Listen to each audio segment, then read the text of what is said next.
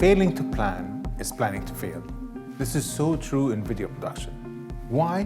Because the video production activity is complex and requires a number of cumulative tasks to be successfully completed in order to achieve your desired result.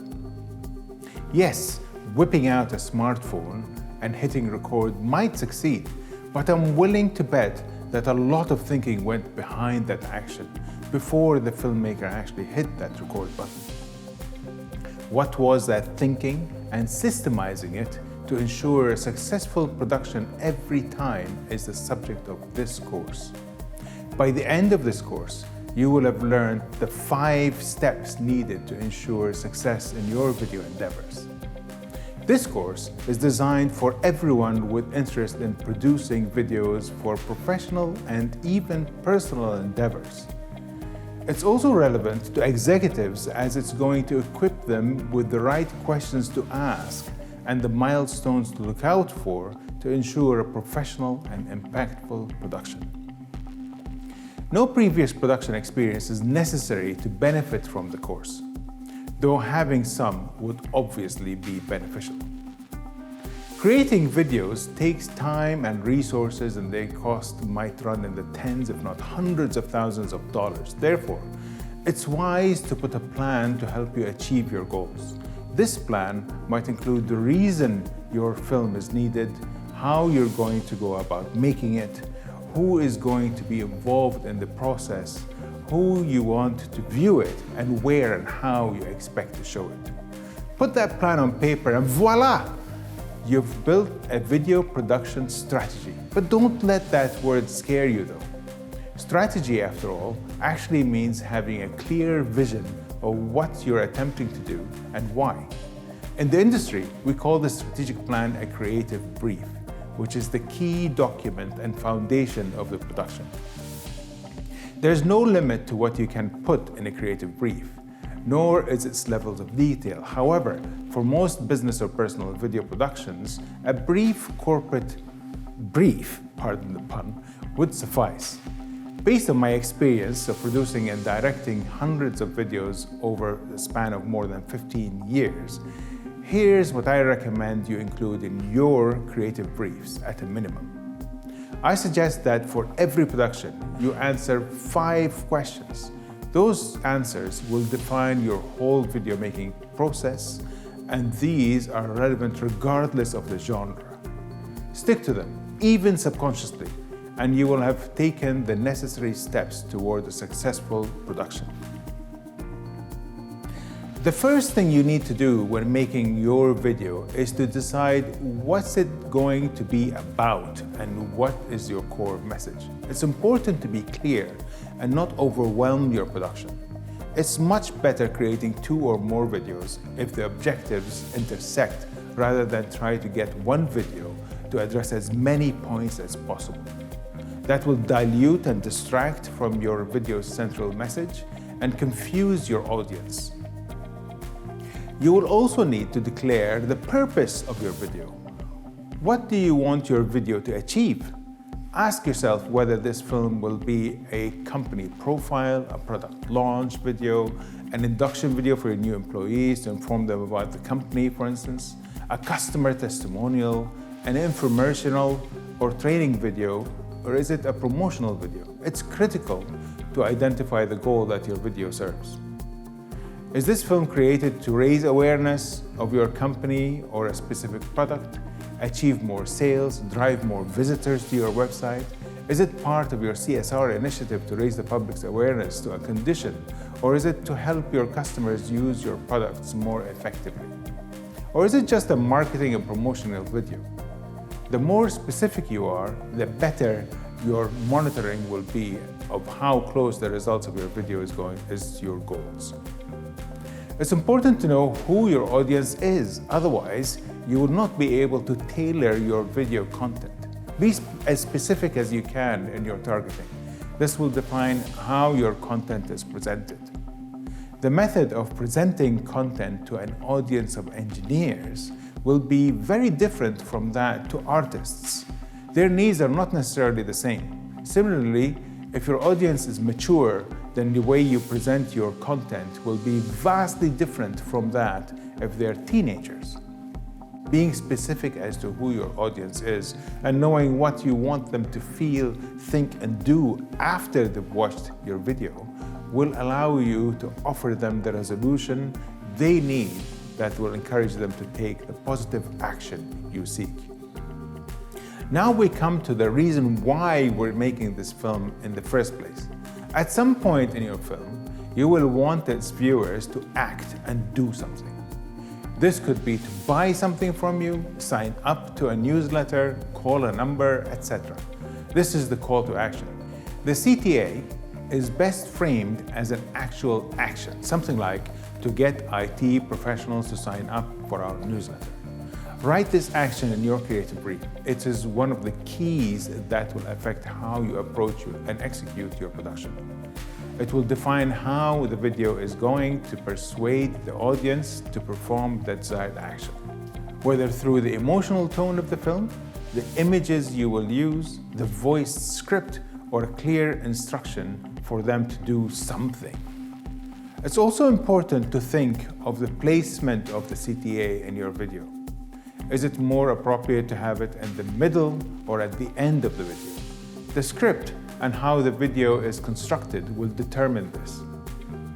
I feel that the CTA is best crafted subliminally throughout the film, and everything happening on the screen funnels the viewer to take the action you seek, so that by the time the CTA appears on screen or by the end of the film, they're chomping at the bit wanting to perform that action. You might think that doing one high-resolution video of the film and then uploading it to various sites is all that is required. After all, most platforms allow you to share your film through a provided link for embedding in various websites. So why is it important to think of distribution beyond that? There are a few reasons why you might wish to upload your video to each hosting platform separately. The first is that the platform will rank your film higher in their search results if it's hosted natively. That is, Facebook, for instance, will give your video more preference in its search results if your video is uploaded natively to Facebook, rather than you simply providing a link to your film on YouTube. The other social media platforms are the same. Also, some platforms will require different resolutions and bandwidths. This might require another version of your film to cater to those idiosyncrasies. Instagram, for instance, has a whole host of resolutions for video content: vertical, horizontal, and square. They also have limits like the maximum duration as well as its frame rates. Other social media platforms do have their own limitations too, so it will serve you well to think of these limitations before you start filming. Leaving these decisions to post-production will most probably be problematic. You can see how important it is to identify all of these scenarios before you start filming. You will need to note the various versions required with their resolutions and other technical aspects and plan for them accordingly before you begin. Most productions are time-bound. Once a decision is made to make a film, the client normally wants to see that film completed yesterday. It will serve you well to agree on reasonable deadlines with your client and enter those dates in the creative brief form. That way, everyone will know what's required, by whom, and when. Normally, the two deadlines you will need to adhere to are the first review by and the final delivered by. The first review is the near finished edit, and the second date is the final polished edit that is ready for release. These are the anchor dates that will determine everything in the production. A word of caution from my own experience: never show the client an unfinished film. Most clients won't appreciate the difference between an assembly offline cut and a final cut. Some might freak out because of the film you delivered isn't good enough, not recognizing that what they have watched is an interim version. Deliver instead a near final version that has already been fine-tuned, has transitions done, color graded, and has the music and audio attached and adjusted. Having read all of these details about the film beforehand, you most probably won't have to do any structural changes at that stage. So present a near final product and save yourself the headache. Video production pricing might seem like a dark art, but it's not so.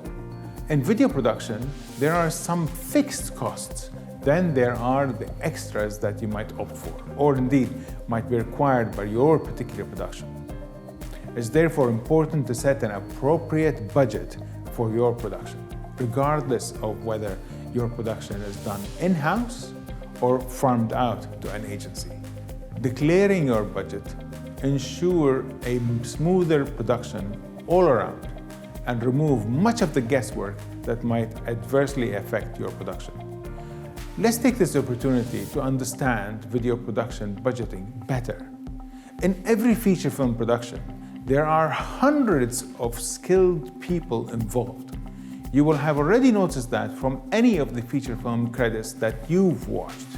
All of those people need to be paid for their services rendered, of course. In corporate filmmaking, we don't need as many people to produce our films. However, we do need to replicate some of those skills in order to complete one.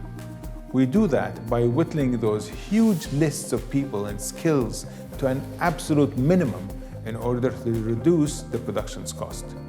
We normally make do with 3 to 5 people, adding more skills as needed by a particular production.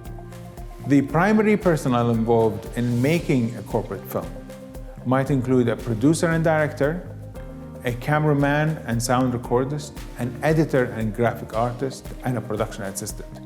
Each of those do a specific function in the production depending on its phase. Most might even double up and do multiple jobs out of necessity to keep costs down and the production in progress. Of course, the more people you add, the more production costs will rise. Understanding what personnel and skill sets you require for your film will allow you to better budget your projects. Those were the 5 easy questions one needs to answer for every production, regardless of genre. To recap, they are: what's the core message that the video is about? Why is this video needed? Who is this video targeted at? Where will it be watched? What's your video's budget and deadline? There are many other things that we didn't consider in order to keep the things simple. However, the more details you provide as part of the creative brief process, the better your production experience will become. You can download the simple as well as the more complete creative briefs to use in your own projects from the download section of this course. Once you've filled in the creative brief form, it's time now to engage your creative engine and enter into the process of video production. This will include creating a creative concept for your film, writing the script, creating storyboards, hiring the required personnel and gear, and doing the many other tasks that you need to complete your film. I go into much more depth about all of these aspects and talk about the whole production experience and the requirements in my practical video production course. That covers not only the pre-production phase presented in this course, but goes in depth into the production, post-production, as well as distribution and marketing of your film. You can access that at videoacademy.me if you wish, and I'm sure that you too will benefit from its contents. To keep our conversation going and to help each other in our productions, please join our discussion group in LinkedIn. It'll be good for us to keep in touch, so please go to videoacademy.me/resources for links as well as other video production resources. Finally, please take a moment to rate this course and leave your comments and testimonials. These will help me greatly in fine-tuning this course and designing future courses too. Thank you so much for your time, and I hope to see some of your productions soon. Do keep in touch and share your links with me. Make it a great day. Bye-bye.